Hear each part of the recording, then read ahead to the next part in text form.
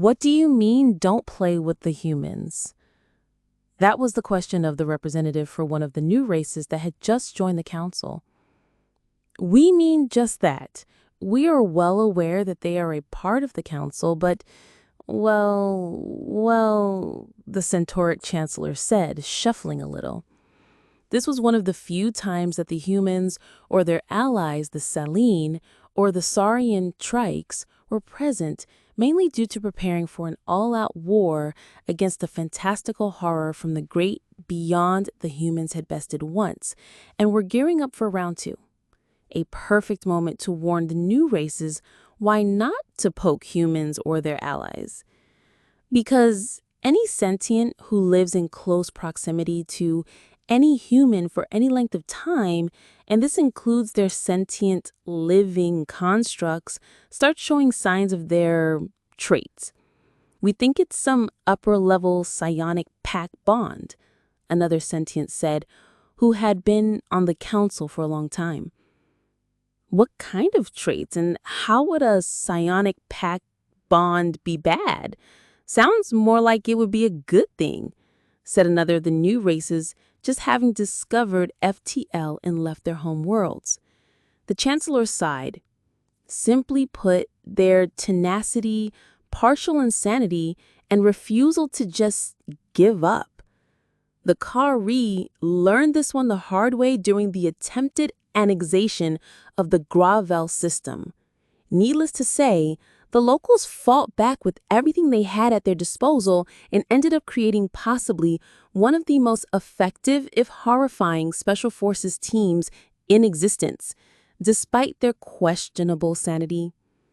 One of the new races, a predatory snake-like race, perked up, their tongues flickering in anticipation. Sounds like a wonderful sparring race, they hissed hungrily, imagining all the war games they could play, only to get a snort from one of the admirals. Good luck. Carking, thal-damned squishies managed to figure out how to use space as a damned weapon, the admiral groaned. Silence reigned before chaos erupted, demanding how they managed to do it. The admiral in question sighed and stood up, motioning for silence. They were a Jira, a thick-skinned, brass-colored creature, two-armed and three-legged, earning them a strange, loping gait, their twin eye stalks panning about as they trundled up to the podium. A few days ago, I received reports from a merchant fleet that they were under attack by pirates. Normal stuff. We set out to investigate, until they explained that they had gotten away unscathed, all but one ship, a human vessel, who they seemed to have a grudge on. I would later learn that the same ship was responsible for destroying the Black Star and its entire crew, using nothing more than mining lasers, tractor beam system, and the asteroid belt they were flying in. Details are sparse.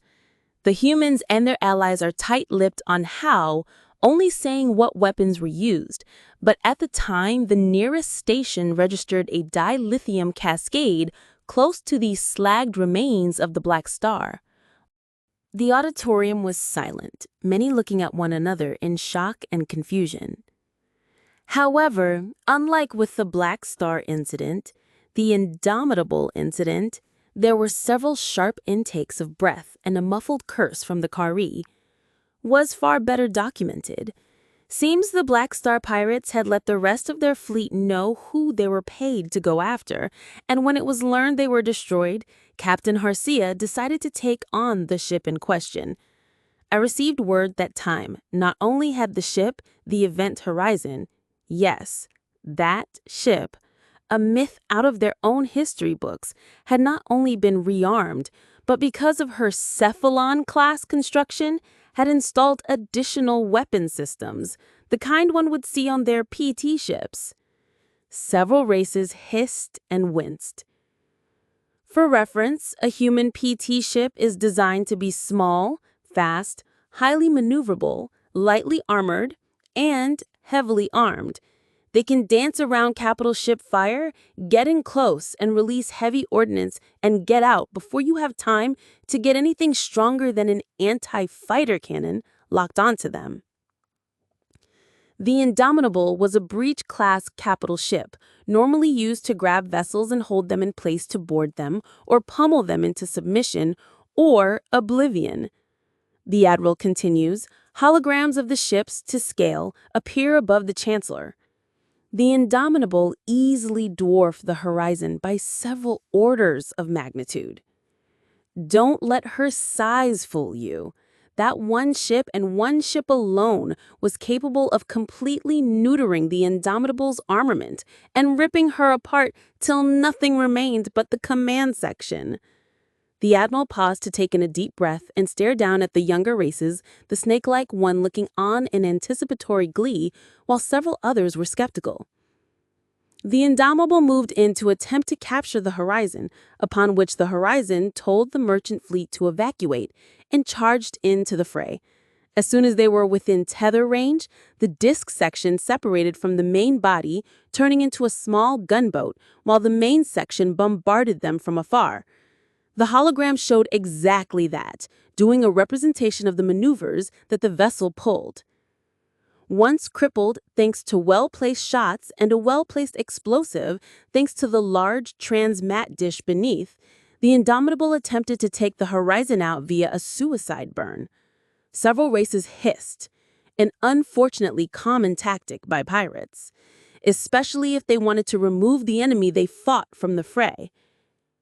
That's when we learned why the horizon was held in such high regard. It's not only the smallest ship they have equipped with one of their illustrious and frankly terrifying hull drives, it's weaponized it. The admiral said as the hologram showed space distorting around the horizon, but remaining in real space, becoming a mobile, lethal, and hyper-vicious black hole racing around the Indomitable, tearing it to shreds with nothing more than glancing blows. As of right now, they won't tell us how it did this, which is par for the course as they won't even explain their whole engines to anyone, and frankly, none of us want to use such an insane system. Now, the Horizon has the smallest drive, true, but the humans have far, far larger ones. Imagine a ship the size of a shipyard, dropping in and suddenly becoming a black hole, ripping apart entire solar systems. And that's not even counting what else humanity has in store. Even if you were to incapacitate the crew of a vessel, well, the admiral said and gave a glare at the Hugh Cook. The vessels themselves are alive and more than willing to make sure any threats to their crew are falling apart in the black, and the Horizon is one such vessel. And what's more, it's not even a combat vessel. It's a scientific ship. A cough from the Chancellor got the Admiral's attention, making the sentient sigh. Apologies. Back to the matter at hand. Fact of the matter is, humans can and will use anything and everything they have to their advantage. The human Marines, known as Team Fortress, are an example of what happens when you cut them off from their command force and they pull out all the stops up to the Geneva Convention. And that's not something I'm willing to go into here, as it's better said by someone else who saw when one race, who no longer exists, turned it into what they called the Geneva Checklist. The creatures shuddered. Anyways, once cut off from command, the Marines went crazy. You see, their command isn't there to protect them. They are there to protect their opponent. Why? Because if a human or human-exposed division is let loose, it's like letting an industrial assembly arm loose in a room full of glass with random inputs every nanosecond. Utter chaos. The Kari shuddered in their alcove, a haunted look flashing across their facsimile of a face. They just kept coming, Lakari said, their single large eyes staring into nothing. We cut one down, made sure to burn the body to keep them from retrieving it, and they kept coming back. Our psionics confirmed it was the same ones. Those teeth, they even joked about their own deaths. Their souls, their minds moved to clone bodies and kept fighting, holding down positions, taking fortifications, and stealing intelligence data. They didn't stop. We could only hope they slowed to train the locals of each world they stopped at during their campaign. Any attempt to retake that world was met with the same insane, senseless tactics. Retaking the world was useless. We tried to glass their worlds, but they turned our own lasers against us. They used their solar farm mirrors to bounce our weapons back to their point of origin, melting the weapons in their mounts before sending up their mining augers. The Kari closed its eye and placed its hand on its head. I can still hear the scream of metal as the massive mining drills punched through our hulls like flimsy, disgorging angry miners and farmers, armed with nothing more than their own tools of the trade, and used them like weapons. Scythes for wheat sliced through our warriors, having been combined with vibrosaws.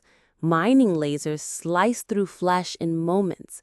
Detonation charges used for blast mining were used to demolish locked doors, destroy engines, barricades, and central computers.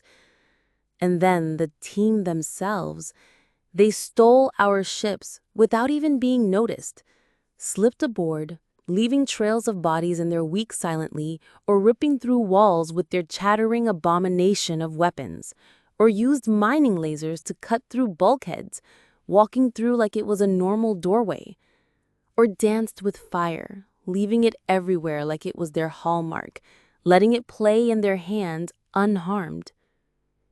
The Kari opened its eye. You couldn't even trust a friend. Many were dead and were replaced by their infiltration specialist, mimicking our mannerisms, our habits, blending in, and then drove a knife between our ribs the moment we turned our backs to fight his brothers in arms, or left machines that would destroy, dismantle, or reprogram whatever they were left on. The Kari said, trembling. By now, the entire auditorium was silent, listening to Kari's testimony. They will laugh in the face of death. They will not care how many times they die if it means that their families are safe, their friends are safe. You threaten their young, and that makes it worse, the Kari said. I watched one of my superior officers hold a child by their hair, knife to their throat. The biggest of the lot, the infiltrator, and the loud one utterly lost it. Even the fastest, the smallest of them couldn't match the speed they moved at. The infiltrator sliced through the arm of my commander like it was nothing, bone and all, while the biggest pulled the young away and handed them to their healer, who, with their fastest, comforted the child. All the while, the other three took turns using my commander for a sparring dummy. Even the healer took a turn, using his instruments to undo the damage just to do it again. To muffle screams of pain, to not traumatize the young one. The Kari trailed off, silent, not speaking anymore. And it spreads, and spreads quickly. The Glinch, once docile, the Trike, quiet and reserved, the Saline, quiet and meek. And now, the Chancellor said, shaking his head, they still have those traits, but it's overshadowed by curiosity. The need to break down physics doors, rearrange every room, glue all the furniture to the ceiling, and then leave after fixing the door like nothing happened. The will and anger to protect their young, even when they can just make more, to ensure that those who took them learn never to touch a hair on their little ones' heads. The need to make sure their loved ones are safe, to protect them to the last breath and beyond in many cases. And it's not an isolated event. Any of your races that you see exhibiting that spark, that tenacity, that eldritch sensation, like a mix between a sleeping predator and a dark guardian, quietly relocate them to human space before it spreads to the rest of your people. Several of the younger races scoffed. The snake-like one was curious, as was a more bear-like species. One of the older races sighed. Just don't. Don't play with humans if you know what's good for you, or everyone else. Last thing we need is them going on some Thal's fool crusade because some idiot harmed their young or their friends. You can trade with them carefully. You can let them pass through your space or not. It's up to you. Just don't wake up the sleeping horrors. Well, before it's time. Followed by another representative's voice. We have enough to deal with as it is.